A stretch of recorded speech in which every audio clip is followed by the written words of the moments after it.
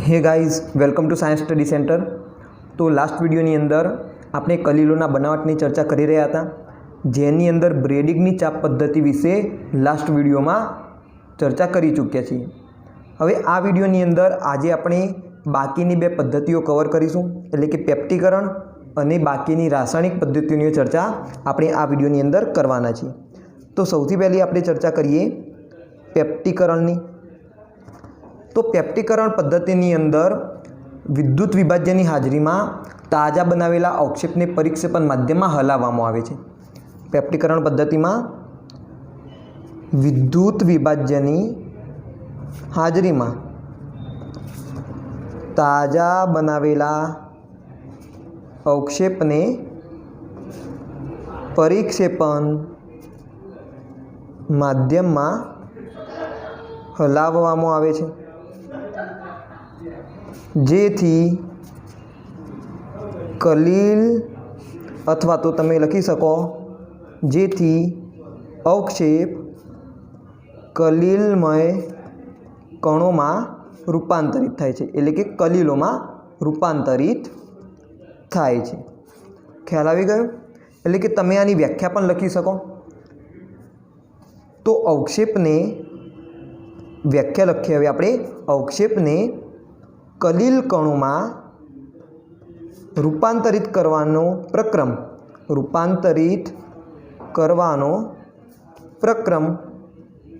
के जेमो अवक्षेप ने विद्युत विभाज्यनी हाजरी में परिक्षेपण माध्यम में हलाववामां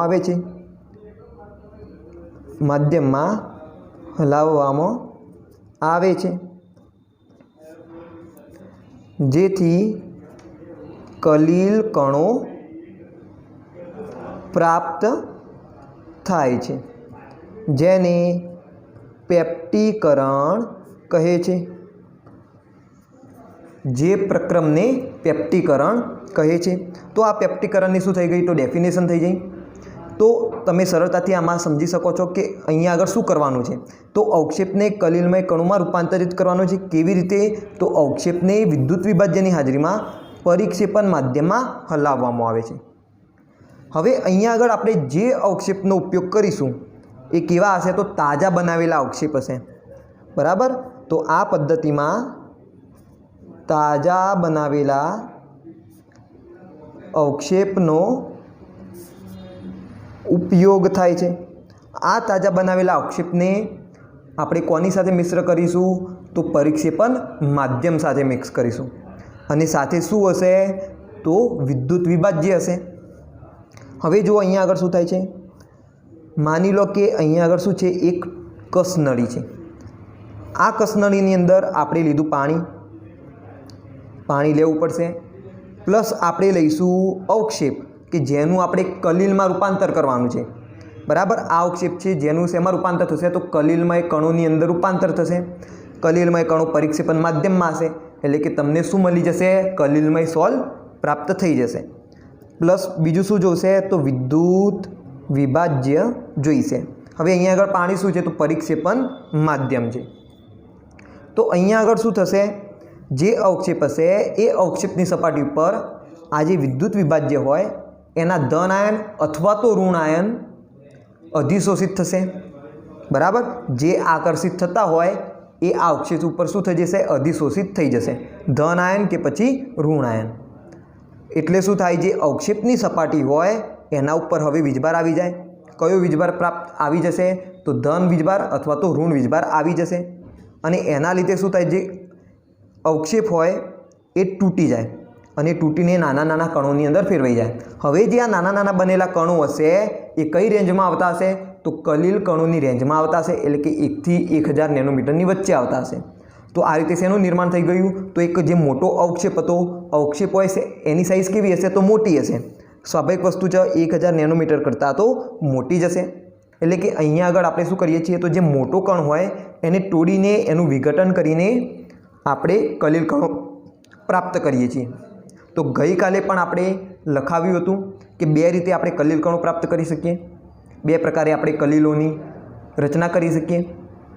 પહેલી રીત કે જેમાં આપણે શું કરીશું, વિઘટન કરીશું, અને બીજી રીત કે જેની અંદર આપણે કણોને ભેગા કરીશું, એટલે કે સમુચ્ચય કરવાથી આપણને કલીલ પ્રાપ્ત થશે। તો વિઘટનની પ્રક્રિયામાં આપણે બે પદ્ધતિ શીખવાના હતા। એક તો શીખવાના હતા બ્રેડિંગની આર્ક પદ્ધતિ, અને બીજી જે હતી એ આ પેપ્ટીકરણવાળી પદ્ધતિ હતી। તો ખ્યાલ આવી ગયો? તો બંનેમાં મેથડ અલગ અલગ છે, પરંતુ શું કરવાનું છે, તો મોટા કણોને તોડીને નાના કણોની અંદર એટલે કે કલીલ કણોની અંદર રૂપાંતર કરવાનું છે। તો અહીંયા આગળ લખી દઈએ કે શું થાય છે, તો અવક્ષેપ પર વિદ્યુત વિભાજ્યના ધન કે ઋણ આયનો અધિશોષિત થાય છે। અવક્ષેપ પર ધન કે ઋણ વીજભાર વિકાસ પામે છે। આથી તે તૂટીને કલીલના કદના માપના કણોમાં ફેરવાય છે। તો આ રીતે શું પ્રાપ્ત થઈ જશે, આપણને કલીલ કણો પ્રાપ્ત થઈ જશે। કલીલ કણો શેની અંદર છે, તો પરિક્ષેપણ માધ્યમની અંદર છે, એટલે કે આપણને મળી જશે કલીલમય સોલ। અહીંયા આગળ પણ તમે જુઓ દ્રવ વિરાગી કલીલનું નિર્માણ થયેલું છે, એટલે આ અસ્થિર હશે। તો સ્થિર કરવા માટે આપણે શેની જરૂર પડશે, તો કોઈ વિદ્યુત વિભાજ્યની જરૂર પડશે। દાખલા તરીકે તમે KOHને વાપરી શકો। તો ખ્યાલ આવી ગયો? તો આ કઈ પદ્ધતિ હતી, તો પેપ્ટીકરણની પદ્ધતિ હતી। તો તમે વ્યાખ્યા સારી રીતે સમજી લો। તો જેવું વ્યાખ્યામાં છે એ પ્રમાણે અહીંયા આગળ પદ્ધતિ જોવા મળશે, એટલે કે અવક્ષેપને કલીલ કણોમાં રૂપાંતરિત કરવાના પ્રક્રમને, કે જેમાં અવક્ષેપને વિદ્યુત વિભાજનની હાજરીમાં પરિક્ષેપણ માધ્યમમાં હલાવવામાં આવે છે, જેથી કલીલ કણો પ્રાપ્ત થાય છે। આ પદ્ધતિ કઈ છે, તો પેપ્ટીકરણની પદ્ધતિ છે। ચલો હવે આપણે બીજી પદ્ધતિની વાત કરીએ, કે જેની અંદર આપણે શું કરીશું, તો નાના નાના જે કણો હશે એમને ભેગા કરીશું, અને આપણને પ્રાપ્ત થશે કલીલ કણો। એટલે કે હવે કણોના સમુચ્ચય દ્વારા આપણને નાના નાના કણોના સમુચ્ચય દ્વારા હવે આપણને કલીલ પ્રાપ્ત થશે। તો વાત કરીએ રાસાયણિક પદ્ધતિઓની।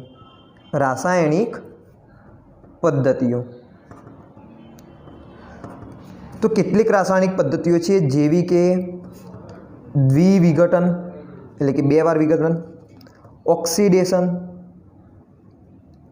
રિડક્શન અને જળ વિભાજન જેવી રાસાયણિક પદ્ધતિઓથી કલીલમય સોલ મેળવી શકાય છે। અહીંયા આગળ સોલ કેવી રીતના પ્રાપ્ત થશે, તો કણોના સમુચ્ચય દ્વારા સોલ પ્રાપ્ત થતો હોય છે।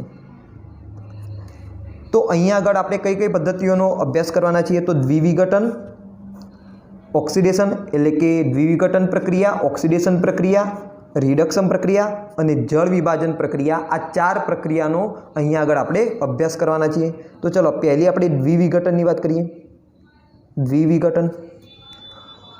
તો દ્વિવિઘટનમાં AS2O3 plus H2S gives AS2S3 plus H2O।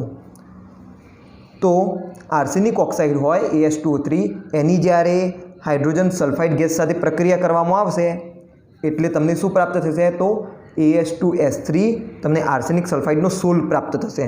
તો આ શું છે, સોલ છે, અને સાથમાં પાણી મળશે। તો આ પ્રક્રિયાને તમે સમતોલિત કરી દો। તો અહીંયા આગળ જુઓ બે આર્સેનિક, તો અહીંયા આગળ પણ બે આર્સેનિક છે, અહીંયા આગળ એક જ સલ્ફર છે, અહીંયા આગળ 3 સલ્ફર છે, તો અહીંયા આગળ આપણે મૂકીશું 3। ચેક કરો ફરીથી, તો 3 સલ્ફર તો થઈ ગયા। હવે ઓક્સિજનને સમતોલિત કરો, અહીંયા આગળ 3 ઓક્સિજન, અહીંયા આગળ એક જ ઓક્સિજન છે, તો આપણે મૂકીશું 3, તો 3 ઓક્સિજન થઈ ગયા। હાઇડ્રોજન પણ જો 3 દુ 6, ઓકે। તો રાસાયણિક પ્રક્રિયા સમતોલિત થઈ ગઈ છે। તો આ દ્વિઘટનની પ્રક્રિયા છે, જેની અંદર શું થશે, તો આર્સેનિક ઓક્સાઇડનું દ્વિઘટન થશે, એટલે કે એનું વિઘટન થશે અને હાઇડ્રોજન સલ્ફાઇડનું વિઘટન થશે, એટલે કે આર્સેનિક ઓક્સિજન છૂટા પડશે, હાઇડ્રોજન સલ્ફર છૂટા પડશે. અને પછી શું થઈ જાય, અહીંયા આગળ આયન એક્સચેન્જ થઈ જાય છે. અહીંયા આગળ શું થઈ જાય છે, આયનોનું વિનિમય થઈ જાય છે. જુઓ, ચેક કરો તમે, આ સલ્ફર કોની સાથે જોડાઈ ગયો, આર્સેનિક સાથે જોડાઈ ગયો, બનાવી દીધો AS2S3 કલીલમય સોલ. આ ઓક્સિજન કોની સાથે જોડાઈ ગયો, હાઇડ્રોજન સાથે જોડાઈ ગયો અને શું બનાવી દીધું, પાણી બનાવી દીધું. એટલે કે એકદમ ઇઝી પ્રક્રિયા છે. આની અંદર શું થાય છે, વિઘટન થઈને પછી આયનો વિનિમય પામે છે. ખ્યાલ આવી ગયો? તો આ પ્રક્રિયા તમે યાદ રાખજો, દ્વિવિઘટનની આ એક પ્રક્રિયા છે. AS2O3 વત્તા 3H2S gives AS2S3 વત્તા 3H2.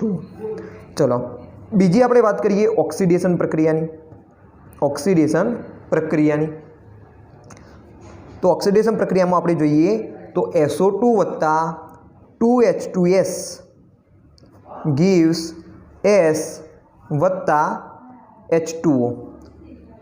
અહીંયા આગળ પણ 2 આવી જશે. ચેક કરો, સમતોલિત થઈ ગયેલી હશે S અને આ 2S, એટલે કે અહીંયા આગળ જોશે 3S. બરાબર, 3 sulphur 3 sulphur, 2 oxygen 2 oxygen, 4 hydrogen 4 hydrogen. તો રાસાયણિક પ્રક્રિયા સમતોલિત થઈ ગયેલી છે.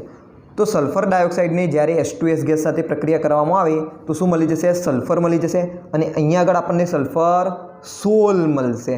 ખ્યાલ આવી ગયો? તો આપણને કલીલ પ્રાપ્ત થઈ ગયો અને સાથમાં પાણી મળી ગયું. તો અહીંયા આગળ શું થાય છે, જે સલ્ફર છે એનું ઓક્સિડેશન થાય છે. તમે ચેક કરો, અહીંયા આગળ સલ્ફર છે -2 ઓક્સિડેશન અવસ્થામાં અને અહીંયા આગળ સલ્ફર છે 0 ઓક્સિડેશન અવસ્થામાં. તો શું થયું, એનું ઓક્સિડેશન થયું. ખ્યાલ આવી ગયો? ઓકે. તો અહીંયા આગળ શું થશે, એનું ઓક્સિડેશન થશે. એટલા માટે આને આપણે ઓક્સિડેશન પ્રક્રિયા કહીએ છીએ. તો આ પ્રક્રિયા તમે યાદ રાખજો કે જેની અંદર SO2 એ H2S5 સાથે પ્રક્રિયા કરશે અને સલ્ફર સોલ બનાવશે. SO2 વત્તા 2H2S gives 3S વત્તા 2H2O.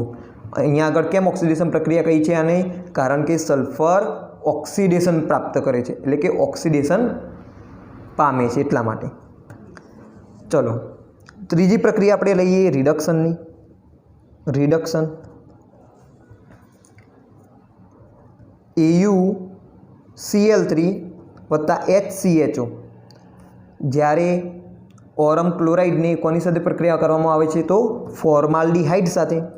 તો શું થઈ જશે, અહીંયા જે EU છે એનું રિડક્શન થઈ જશે. રિડક્શન થઈને બનાવશે ગોલ્ડ સોલ, એટલે કે AU ઓરમ વત્તા અહીંયા આગળ ભૂલી ગયો, અહીંયા આગળ પાણીનું મોલિક્યુલ્સ આવશે, એટલે કે અહીંયા આગળ શું આવશે, AuCl3 વત્તા HCHO વત્તા H2O gives AU વત્તા HCOOH વત્તા HCl. ખ્યાલ આવી ગયો? તો ચલો રાસાયણિક પ્રક્રિયાને સમતોલિત કરો. તો જે રાસાયણિક પ્રક્રિયાઓ લેન્ધી હોય તો ખાસ કરીને તમારે શું કરવાનું, એને તૈયાર કરી દેવાની કે જેથી કરીને એક્ઝામની અંદર તમારે વધારે સ્પીડ આવે. ખ્યાલ આવી ગયો? ઓકે. ચલો અહીંયા આગળ જોઈએ તો 3 ક્લોરીન, તો અહીંયા આગળ મૂકી દઈએ 3. અહીંયા આગળ 3 ક્લોરીન મૂકીશું. એના પછી ઓરમ, તો ઓરમ એક જ છે. ઓક્સિજનને કાર્બનને પહેલાં સમતોલિત કરો, કાર્બન પણ કાર્બન એક જ છે. પછી તમે ઓક્સિજનને સમતોલિત કરો. તો અહીંયા આગળ ઓક્સિજન છે 2, જ્યારે અહીંયા આગળ પણ છે 2. તો જુઓ હાઇડ્રોજન સમતોલિત થયા કે નહીં, તો અહીંયા આગળ છે હાઇડ્રોજન 2 ને 2 4 અને અહીંયા આગળ હાઇડ્રોજન છે 2 અને 3 5. તો હાઇડ્રોજન સમતોલિત થયા નથી.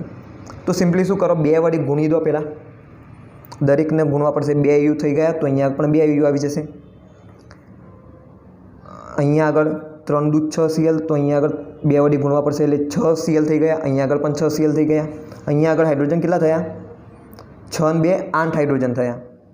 તો જો અહીંયા આગળ તમે હાઇડ્રોજન, અહીંયા આગળ જો તમે 4 મૂકશો તો સમતોલિત નહીં થાય.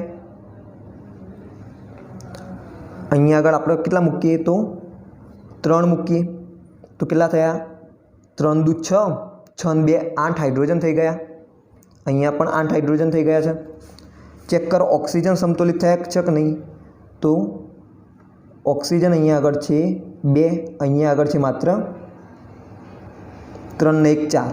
જુઓ 2 AU 2 AU, એના પછી 6 Cl 6 Cl. ઓક્સિજન જુઓ 3 3 6 ઓક્સિજન, અહીંયા પણ 3 દુ 6 ઓક્સિજન. હાઇડ્રોજન ચેક કરો તો 3 દુ 6, 6 દુ 12 હાઇડ્રોજન. અહીંયા આગળ પણ 6 દુ 3 દુ 6 અને 3 દુ 6 12 હાઇડ્રોજન થઈ ગયા. તો આ તમારી શું થઈ ગઈ? રાસાયણિક પ્રક્રિયા સમતોલિત થઈ ગઈ. તો બેટર છે તમે શું કરી દો, આવી લેન્ધી રાસાયણિક પ્રક્રિયાને યાદ કરી દો કે જેથી કરીને તમારે એક્ઝામની અંદર સ્પીડ આવી જાય. ચલો, તો અહીંયા આગળ શું થયું? રિડક્શન થયું છે. કોનું? તો ગોલ્ડનું. અહીંયા આગળ જુઓ, યુની ઓક્સિડેશન અવસ્થા છે +3, પરંતુ અહીંયા આગળ છે 0, એટલે કે થઈ ગયું રિડક્શન. તો સામે તમે જુઓ, આ જે HCHO હતો એટલે કે ફોર્માલ્ડિહાઇડનું રૂપાંતર થઈ ગયું ફોર્મિક એસિડની અંદર, એટલે કે ફોર્માલ્ડિહાઇડનું શું થયું? ઓક્સિડેશન થયું. ઓરમનું થયું રિડક્શન, ફોર્માલ્ડિહાઇડનું થયું ઓક્સિડેશન. તો આ એક ઓક્સિડેશન, આ એક રેડોક્સ પ્રક્રિયા કહી શકાય કે જેની અંદર શું થાય છે? ઓરમનું રિડક્શન થાય છે. એટલા માટે આને આપણે કઈ પ્રક્રિયા કહીશું? તો રિડક્શન પ્રક્રિયા કહીશું, કલિલમય સોલ્ટ બનાવવાની. અને સોલ્ટ કયો પ્રાપ્ત થાય છે? તો ગોલ્ડ સોલ્ટ પ્રાપ્ત થાય છે. તો આ પ્રક્રિયા તમારે જસ્ટ યાદ રાખી દેવાની. ચલો, આગળ વાત કરીએ આપણે ચોથી પ્રક્રિયાની. ચોથી પ્રક્રિયા આપણી થશે જળ વિભાજનની. જળ વિભાજનની.